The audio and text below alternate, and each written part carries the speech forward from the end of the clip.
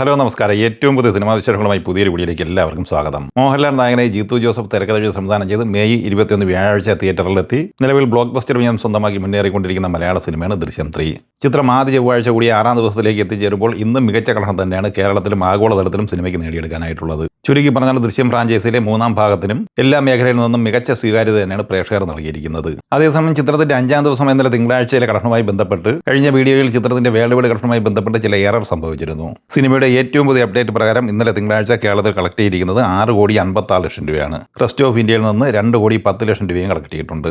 അങ്ങനെ ഇന്ത്യയിൽ നിന്ന് മാത്രം 8,66,00,000 രൂപയാണ് ഇന്നലെ സ്വന്തമാക്കിയത്. വിദേശത്ത് നിന്ന് ഇന്നലെ തിങ്കളാഴ്ച മാത്രം കളക്ട് ചെയ്തത് $6,93,000 അതായത് 6,63,00,000 രൂപ. അങ്ങനെ ഇന്നലെ മാത്രം വേൾഡ് വൈഡ് കളക്ഷനായി സിനിമ നേടിയെടുത്തത് 15,30,00,000 രൂപയാണ്. അങ്ങനെ 5 ദിവസം കൊണ്ട് ലോകമെമ്പാടുമായി ദൃശ്യം 3 നേടിയെടുത്തിരിക്കുന്നത് 157,40,00,000 രൂപയാണ്.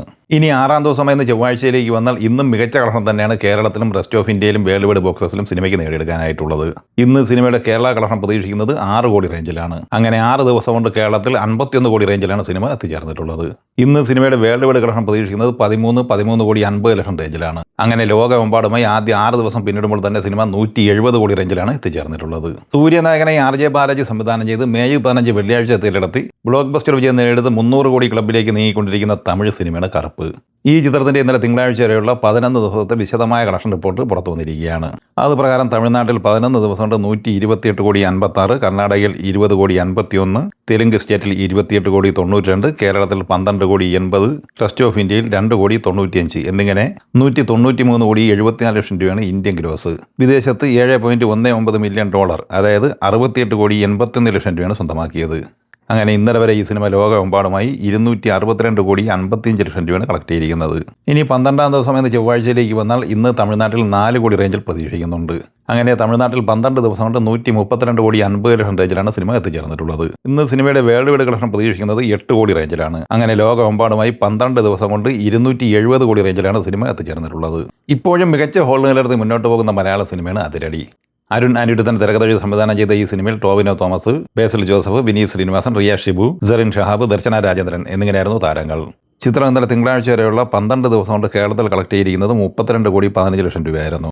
ഇന്ന് സിനിമയുടെ കേരള കളക്ഷൻ 60 ലക്ഷം റേഞ്ചിൽ പ്രതീക്ഷിക്കുന്നുണ്ട്. അങ്ങനെ 32 കോടി 75 ലക്ഷം റേഞ്ചിലാണ് സിനിമയുടെ കേരള കളക്ഷൻ എത്തിച്ചേർന്നിട്ടുള്ളത്. സിനിമയുടെ ഇന്ന് വരെയുള്ള 13 ദിവസത്തെ വേൾഡ് വൈഡ് കളക്ഷൻ പ്രതീക്ഷിക്കുന്നത് 62 കോടി 50 ലക്ഷം റേഞ്ചിലുമാണ്. ഹൃദേശ് ദേശ്മുഖ് തിരക്കഥ സംവിധാനം ചെയ്ത് മെയ് 1 തിയേറ്ററിലെത്തിയ ബോളിവുഡ് സിനിമയാണ് രാജാ ശിവാജി.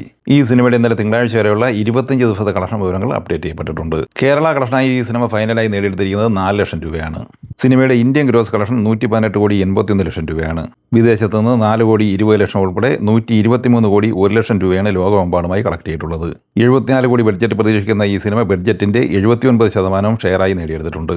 ഏപ്രിൽ 30 തിയേറ്ററിലെത്തിയ കന്നഡ സിനിമയാണ് KD ദി ഡെവിൽ.